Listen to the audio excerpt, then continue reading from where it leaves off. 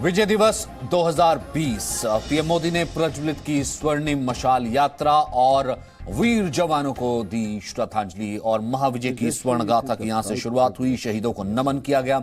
ये तस्वीरें आप देख रहे हैं 1971 के युद्ध में पाकिस्तान पर भारत के विजय की 50वीं वर्षगांठ के आयोजन की शुरुआत पर प्रधानमंत्री नरेंद्र मोदी ने, ये देखिए, नेशनल वॉर मेमोरियल पहुंचे। वो ऑनरेबल प्राइम मिनिस्टर शहीद जवानों को श्रद्धांजलि अर्पित की। या अमर जवान ज्योति से स्वर्णिम विजय मशाल को प्रज्वलित किया।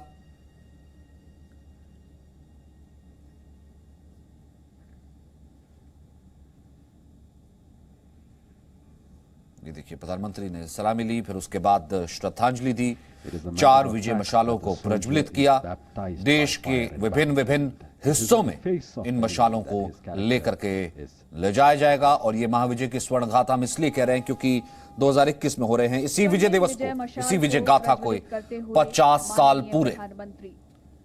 स्वर्णिम विजय मशाल और ये स्वर्णिम विजय मशाल यात्रा यहां से चारों दिशाओं साल भर चलेगी। यहां से चारों दिशाओं में ये मशाल यात्रा निकलेगी। हर छावनी क्षेत्र से होते हुए, हर आर्मी हेडक्वार्टर से होते हुए, आर्मी बैरक से होते हुए, उसके बाद आम जनों के बीच में से, यानी कि हर एक व्यक्ति आम हासोआम इस मशाल यात्रा का हिस्सा बन सके। ये देखिए, वॉर वेटरन मौजूद हैं जिन्होंने इस मशाल को पकड़ करके इस मशाल को प्रज्वलित किया। प्रधानमंत्री ने उसे प्रज्वलित करवाया, फिर उस मशाल को उन्होंने आगे थामा, वॉलंटियर्स को दिया और इस मशाल यात्रा की यहां से औपचारिक शुरुआत हो गई।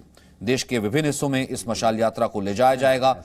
50 साल पूरा होना, यानी कि 50वीं वर्षगांठ पर यह है स्वर्णिम विजय यात्रा।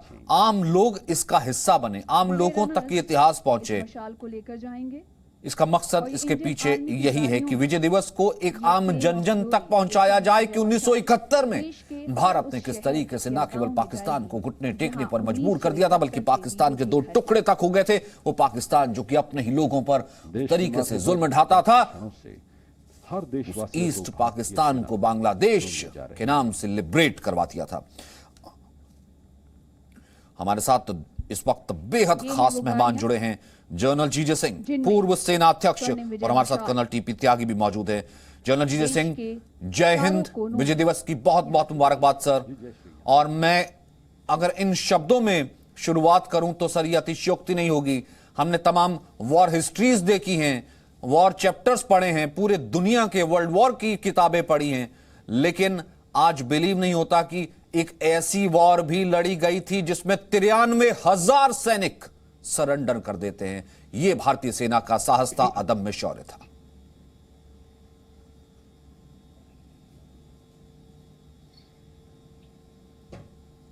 जनरल सिंह।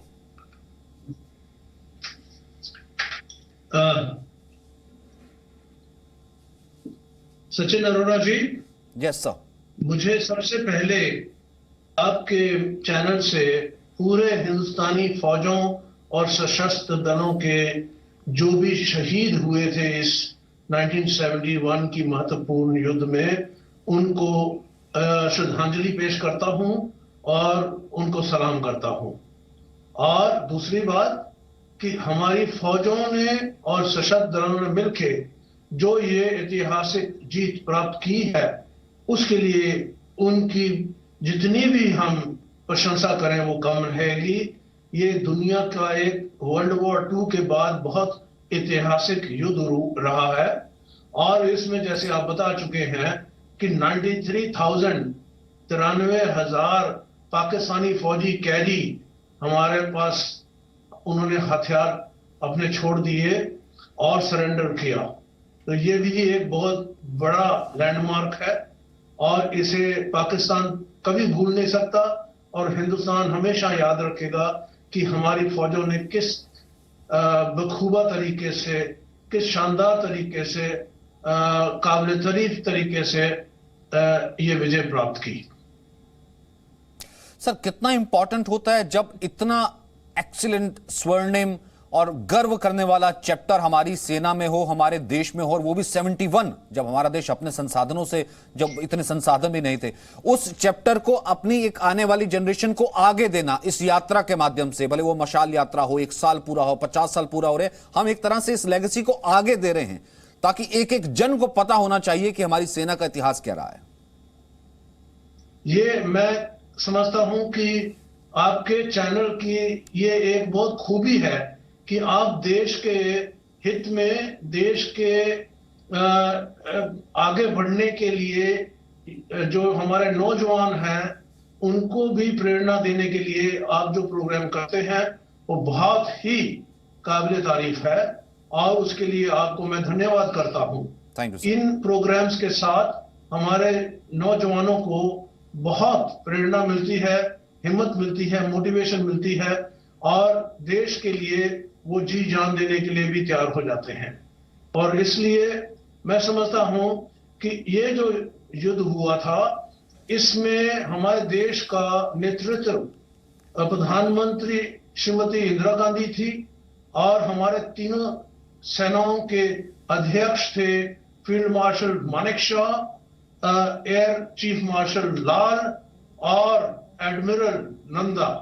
तो ये तीनों बड़े काबिल थे, जनरल, एयर चीफ मार्शल और एडमिरल, और इन्होंने जो अपना योगदान किया उसका हम जितना भी तारीफ करें कम रहेगी। तीसरी बात बताना चाहता हूं कि इस युद्ध में जो योगदान बांग्लादेश के अवाम ने दिया और बांग्लादेश की मुक्ति बाहिनी ने दिया वो भी बहुत प्रशंसनीय रहा। और मैंने कुछ पाकिस्तानी कैदियों से बातचीत की, इंटरोगेशन किया, और उन्होंने मुझे कहा कि सर आप जो है, आपकी फौज कामयाब हुई, आपको विजय मिली, वो उसका कारण था एक तो अवाम आपके साथ था, और दूसरा आपकी लीडरशिप जो है फौज की और देश की अगर हमारे पास होती तो हमारी ऐसे शिकस्त ना होती। तो ये भी बहुत अच्छी चीज सुनने को मिली मुझे। मैं इस मौके पर आपको बता रहा हूं, आपके दर्शकों के साथ शेयर कर रहा हूं। सर लेकिन मानता वो फिर भी नहीं है। 71 में जब लगभग 71 में उसकी तो सेना को घुटने टेक दिए, वो तो अब भी उसी राह पर चलता है। पाकिस्तान एक देश, मेरे हिसाब से जो मैंने अपनी पहली पुस्तक में लिखा है अ सोल्जर्स जनरल, कि इन्होंने अपना बर्बादी का बटन दबा दिया है और वो इनको इम्प्लोड करेगा, मतलब इम्प्लोड का मतलब अंदर से वो बर्बाद हो जाएगा। तो एक देश की जगह वो शायद 3-4 देशों में टूट सकता है अगर उनकी जनता, उनकी आवाम, उनके सिविलियन लीडर्स देश की हित में इस जो बॉम्ब फटने वाला है उसके फ्यूज को अगर वो काट ना दें तो ये देश बर्बाद हो जाएगा। अब इनकी नीतियां ऐसी हैं जिससे कि ये आगे बढ़ ही नहीं सकते हैं, और ये अभी कश्मीर की बात करते रहते हैं, लेकिन आवाम कहती है कश्मीर को आप भूल जाइए, बांग्लादेश हमारे देश से हट गया, अलग हो गया, और अभी बलूचिस्तान, सिंध, बाकी प्रदेश हैं जो उनको भी हम अगर नहीं संभाल पाए तो वो भी शायद चले जाएंगे। तो इसलिए कश्मीर को भूल जाओ और जो बचा हुआ पाकिस्तान है उसको तो ठीक तरह से गवर्नेंस दो। अब ये उनके जो लीडर्स हैं जिसके पीछे, सबके पीछे अब जानते हैं पाकिस्तान में प्राइम मिनिस्टर का तो नाम का होता है, फौज और आईएसआई उसको कंट्रोल करती है। तो इसलिए अगर वो नहीं समझेंगे तो ये देश का कोई फ्यूचर नहीं है और बर्बादी के रास्ते पे चलता जा रहा है। सर मैं एक चीज और आपसे जानना चाहूंगा, यहां पे सेना कंपलसरी नहीं है इस देश में। इस देश में कुछ भी फोर्स नहीं किया जाता। यहां तो मतलब इतनी ज्यादा डेमोक्रेसी है कि लोग सेना पर भी सवाल उठा देते हैं। फिर भी what really makes you going, what really makes this, जैसे कहते हैं कि अभूतपूर्व आर्मी को क्या मोटिवेट करता है सर कि हिंद की सेना 71 में जब ऐसा पराक्रम दिखाती अब भी वैसे ही खड़ी है, गलवान हो जाता है, क्या है मोटिवेशन? ये मैं समझता हूं सचिन, हमारे देश में आप देखिए, आज प्रधानमंत्री वॉर मेमोरियल पे गए, वहां पर श्रद्धांजलि पेश की। हालांकि ये युद्ध हुआ था 1971 में, लेकिन कोई राजनीति की खेल नहीं खेली गई। देश की फौजों ने जो विजय प्राप्त की उसको सब सलाम करते हैं। और हमारा देश में एक काबिल लीडरशिप है, बहुत ही देश के आगे बढ़ने के लिए योगदान दे रही है। और प्रधानमंत्री मोदी जो हैं वो दुनिया के आज के दिन माने हुए लीडर हैं। उन्होंने हर पहलू में, हर दिशा में अपना योगदान दिया है और वो खास तौर पे हर चीज को मॉनिटर करते हैं कि भाई कितनी तरक्की हुई, कितना काम हुआ, कितना नहीं हुआ और किस तरह से हम और अच्छा कर सकते हैं। तो हमारा देश जो है एक उभरता हुआ सुपर पावर है और ऐसी लीडरशिप के साथ हम दिन दुगनी रात चौगनी तरक्की करते रहेंगे और अपना नाम दुनिया में सबसे ऊंचा ले जाएंगे। और कितना फर्क पड़ता है सर इन सब चीजों से? हालांकि ये कस्टमरी होती है, लेकिन एक आम लोगों का एक कनेक्ट करवाना, भले इस मशाल यात्रा से कि 4 दिशाओं में 4 मशाल जाएंगी, 1 साल तक यात्रा चलेगी और 71 की याद करवाई जाएगी। फिर उसके बाद नेक्स्ट ईयर जब 50 इयर्स हो रहे हैं, फिर यहीं पर इसका अमलगमेशन होगा, यहीं पर इकट्ठा हो जाएगी ताकि आम लोगों तक 1 साल तक इसे पहुंचाया जाए। कितना फर्क पड़ता है सर, भले ये कस्टमरी हो? मैं समझता हूं, आप बिल्कुल सही कह रहे हैं। और इसको पूरे देश में ऐसा प्रोग्राम होना चाहिए जिससे कि पूरे देशवासियों को फिर से याद आ जाए कि हमारी फौजों ने, हमारे देश ने, क्योंकि ये सिर्फ फौजों की विजय नहीं थी, पूरा देश बीच में शामिल होता है। It is comprehensive national power. उसमें हमारी पुलिस फोर्सेस, हमारे ब्यूरोक्रेसी, हमारे सिविल सर्वेंट्स, ये सब बीच में आते हैं, सबका योगदान होता है।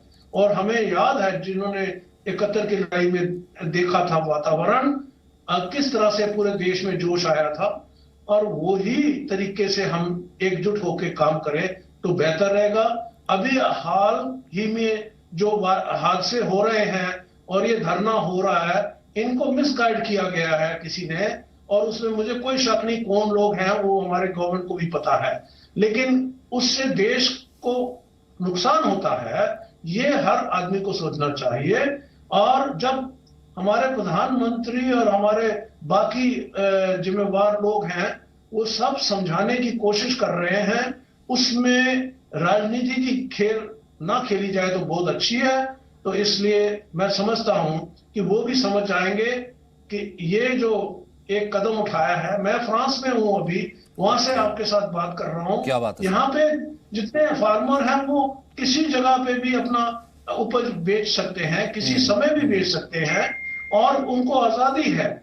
उनको किसी इंटरमीडिएरी के थ्रू जाने की जरूरत नहीं है, और अगर है तो वो उनकी चॉइस है, अपनी चॉइस है।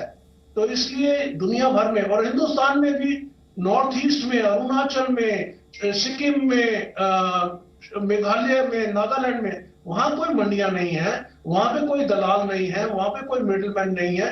तो कहने का यह मतलब है कि हमें अपने देश को सबसे पहले सोचना है, उसका भविष्य के बाद Exactly, हमारे बच्चे, हमारे पोते पोतियां भी इसका फायदा उठाएं, और हमें ऐसा हिंदुस्तान उनके लिए छोड़ना चाहिए जिससे कि उनको भी गर्व हो कि हम हिंदुस्तानी हैं।